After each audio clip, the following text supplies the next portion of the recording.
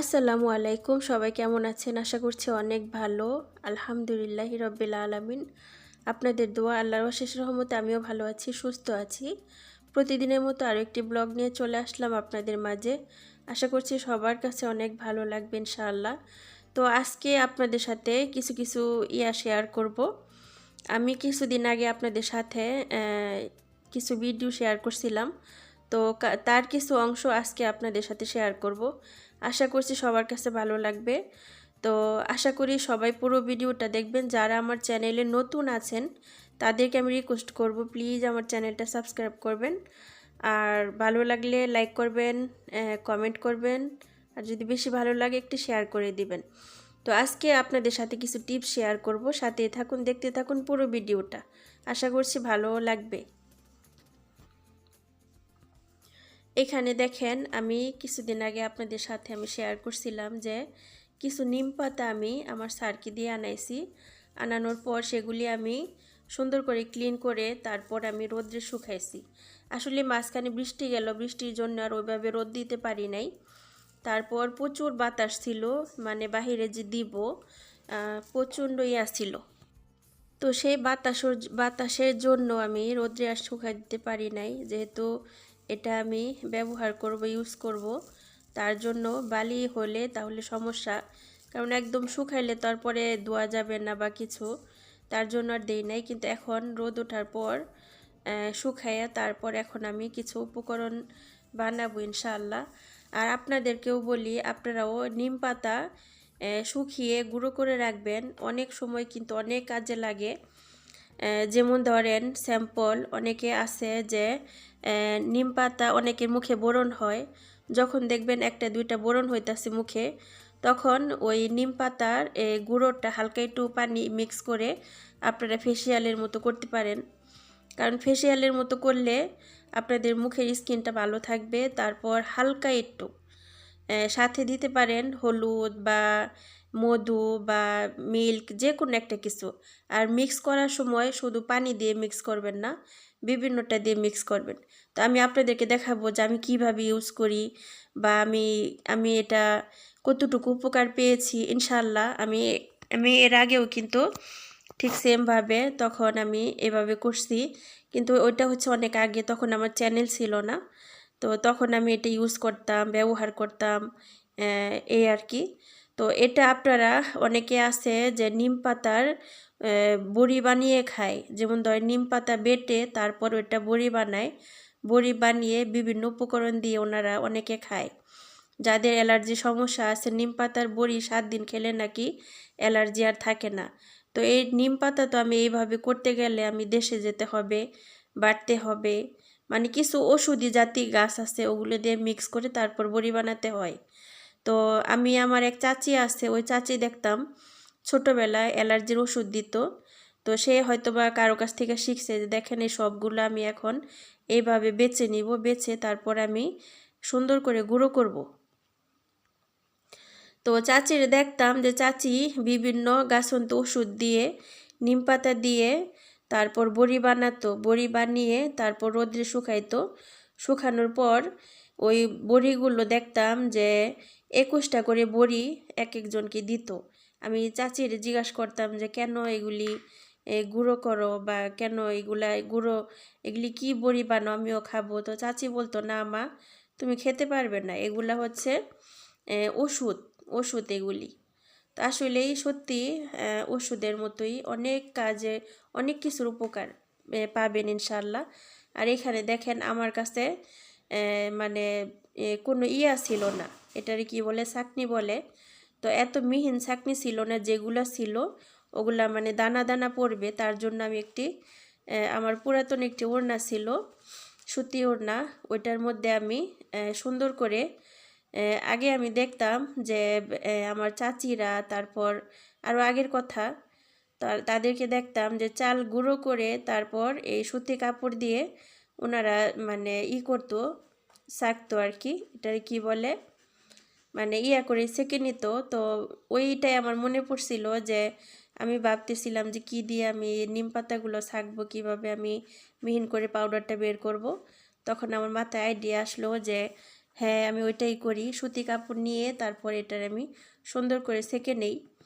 তো একটু সময় লাগছে আমার আসলেই, তারপরেও কিন্তু আমি ভালো একটা রেজাল্ট পাইছি আলহামদুলিল্লাহ। আর আপনাদের সবাইকেই বলবো, আপনারা যদি ভালো থাকতে চান বা স্কিনটা ভালো রাখতে চান, তাহলে অবশ্যই আপনারা এটা ইউজ করবেন, এটা ব্যবহার করবেন। যেমন একটা জায়গায় আপনি চুলকাইতেছে, তখন আপনি 1 দিন 2 দিন 3 দিন, অনেকে আছে না যে শরীর চুলকায়, তারপর এটা সেটা, তখন আপনারা এই নিম পাতার করে পানিটা হালকা একটা স্প্রের মতো একটি বোতলে নিয়ে পানির সাথে মিক্স করে রাখতে পারেন, নর্মাল পানি দিয়ে। ওটা আপনি মাসের পরে মাস রাখতে পারবেন পানির সাথে মিক্স করে। তারপর যেই জায়গায় চুলকাইতেছে একটু স্প্রে দিলেন, দিয়া স্প্রের মতো দিয়ে তারপর ওটা আপনি মুছে দিলেন, দেখবেন ওই জায়গা আর চুলকাবেন। এই দেখেন কত মিহিন করে নিছি আমি। তো দেখছেন, এই তো এইভাবে আমি অল্প অল্প করে ইউজ করব ইনশাআল্লাহ। এটা আমার প্রায় বছরে বেশি চলে যাবে ইনশাআল্লাহ। তো যাই হোক, এই তো আমি কাঁচের একটি বোতলে নিয়ে নিলাম, একদম পরিষ্কার বোতলে। এখন এটা আমি ইচ্ছা করলে যে কোনোভাবে ইউজ করতে পারবো, যে কোনোভাবে। তো আমার এই টিপসটা আপনাদের কাছে কেমন লাগলো অবশ্যই জানাবেন কমেন্টের মাধ্যমে। আর আপনাদের আশা করি উপকারে আসবে। এখন চলে যাব রান্নাবান্নায়। এইদিকে আমি অলরেডি সব কিছু রেডি করে নিছিলাম। নেওয়ার পর আজকে আমি রান্না করলাম আমার জন্য ওইভাবেই আসিল না। আর তারপর আমি রোজা আছি, কি রান্না করবো মাথায় কিছু ধরতেছিল না। তো ম্যাডামকে বলছিলাম যে সবজি আনলে আমার জন্য করলা এনেন, পরে সে করলা এনে দিছে। আর ফুলকপি, তারপর ফুলকপির ডাঁটা আমার প্রচুর পছন্দ। ওইভাবে দেশে আমি থাকতে ফুলকপি দিয়ে, ডাঁটা দিয়ে, আলু দিয়ে, মাছ দিয়ে রান্না করতাম, অনেক ভালো লাগতো। তো এখন আমি রান্না করছি ইলিশ মাছের গুঁড়ো দিয়ে। বিশ্বাস করেন, এইভাবে রান্না করলে এত একটি টেস্ট হয়। অল্প মশলা দিয়ে, শুধু জিরার গুঁড়ো মশলা দিছি, হলুদ, মরিচ, লবণ, ব্যাস, আর রসুন পেস্ট দিয়ে আমি রান্না করতেছি। আমার কাছে এত ভালো লাগে, আমি অনেকগুলো ভাত খাই এটা রান্না করলে, মাশাআল্লাহ তাবারাকাল্লাহ। আর করলাটা তেমন একটা তিতা না, মানে তিতা বলাই যাবে না, তিতা নাই। আর করলা যদি তিতা হয় তাহলে নাকি শরীরের জন্য ভালো, শরীরে বিষ ব্যথা চলে যায়, তারপর শরীরের জন্য অনেক ভালো। তো দেখেন, হালকা একটু পানিও দিয়ে দিলাম, হালকা একটু ঝোল ঝোল রাখবো। তো আজকে ওইভাবে তেমন একটা রান্নাবান্না নাই। আর ওনাদের কিছু খাবার কালকের ছিল, তার জন্য আমার রান্নাবান্নার নাই। আর এখন আমি দিয়ে দিলাম কিছুটা জিরার গুঁড়ো, দিয়ে 1-1.5 মিনিট আমি একটু চুলায় জাল দিব, তারপর নামিয়ে ফেলবো। তা আমার মতো এরকম খাবার কে কে পছন্দ করেন সুন্দর কমেন্টে জানাবেন ইনশাআল্লাহ। আমার কাছে যে কোনো খাবার ঝোল ঝোল করলে খুবই ভালো লাগে। বেশিরভাগ তরকারি, মাছের তরকারি বা সবজির তরকারি আছে না, এক এক রকম। এই তো দুপুরের খাবার টাবার শেষ করে, একদম ধোয়া পাকলা শেষ করে, এই তো এগুলি হয়েছে খাবার, বেশি হয়েছে।